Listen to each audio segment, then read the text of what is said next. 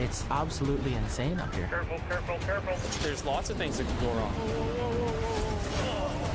The mud just does not stop. You can't stay on the road. You just hope you make it. It's a battle against Mother Nature. It's not for everyone. Let the fun begin.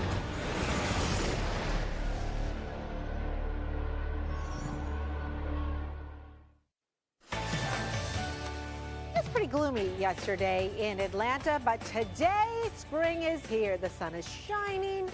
Temperatures near average. You're 64 degrees. Look at the blue skies. Absolutely fantastic. If spring has sprung and you're thinking about putting out the nice flowers, maybe planting your garden, it might be a little early to do that. Though last year, our last freeze was at the end of February. Could that happen again?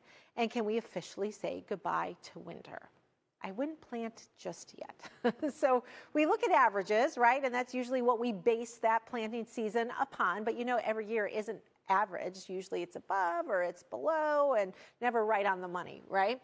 In terms of average first freeze or last freezes across the South, March 10th through the 30th across the Gulf Coast states, end of March to early April, say for the Atlanta metro area. How about up here towards Philadelphia, DC? You're in the April 10th to 30th range, and up towards Boston and in New York State, across parts of the Midwest, we're talking late April into the middle of May and even more than that as you take a look at the higher elevations into the mountains out towards the west. So last year, Atlanta, it was the end of February, so you could have done it early last year. Not that you necessarily knew that by the time it came around.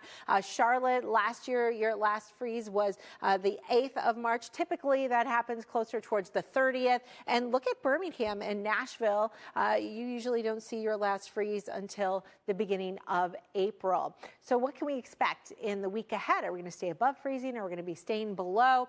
Your low average is 41 degrees in Birmingham, but check out your forecast, getting down to 33 as we head towards your Monday morning. That's downtown. Keep in mind, some of the outlying areas could make it below the freezing mark, so I'd hold off here for sure. What about you in Nashville? Check it out, Sunday morning, Monday morning, down below the freezing mark. So give it another week or 2 weeks, or maybe even more.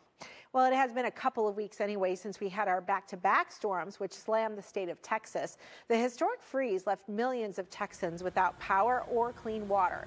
Scenes like this played out all across the state. Now a new crisis is brewing that could impact all of us. NBC's Morgan Chesky shares how the storm could send your grocery bills sky high. See what they look like.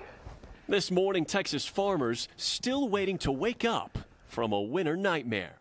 Everything just froze and stayed frozen way too long. For Bradley Ottmers and Catherine Tanner, it's a small miracle their goats and chickens survived after 15 days without power or water. But take a walk in the fields at Hatton Hart Farm. That's the rotting smell and odor of the cabbages and cauliflower and broccoli. Cabbage, cauliflower, broccoli, the whole way down. Absolutely. All of it gone? Yes. Nearly their entire winter crop, 80% of it gone. The storm encasing everything in ice, ruining produce bound for farmers markets and restaurants. Yeah, I mean, this field was gorgeous, and our cabbage was like rock star cabbage. Yeah. It was truly beautiful. It was the best cabbage we've grown since I've been here. We didn't prepare financially for this sort of loss. I mean, could you have? No. Statewide, much of the same story. And with Texas one of the top agricultural states in the country, the impact could mean your grocery bill is going up. Shoppers across the U.S. have already been paying more for food, with increased demand during the pandemic being a key factor. The West Coast and the East Coast are really being hit the hardest with the deepest price increases, but everyone has felt the impact on their wallet. In 2020, U.S. food prices increased by nearly 4% over 2019. And with more consumers eating at home due to the pandemic, home grocery prices had their largest spike in 9 years. So far this year, food prices are still climbing. And while some experts say some price relief may be on the horizon, a brutal winter storm's impact isn't helping, with many Texas farms still reeling. You have to prepare for the worst case scenario.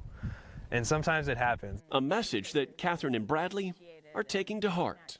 There are a lot of lessons learned on ways to be more prepared and resilient, and we can't predict when a storm like this is going to happen again, but we can't wait for that. We've got to be prepared. And right now, here's a look at Miami. And temperatures are running in the lower 80s. We've got a cold front that's working its way through. And a cold front in Florida often means a break from the humidity and some pretty awesome weather, frankly. And that's what's going to happen. It'll be a little too warm today, mid to even upper 80s. At least that's what it's going to feel like. But the next couple of days, temperatures are going to be in the upper 70s, and it's going to be dry in South Florida. So hopefully you enjoy that. Here's the front that's coming through. Thunderstorms well offshore, and the chance for seeing any thunderstorms today is looking, I think, less likely in South Florida. However, keep an eye on things. So there's still a few showers out there with clearing skies and more stable air to the north. Again, the next couple of days going to be feeling pretty good with those slightly cooler temperatures coming into South Florida.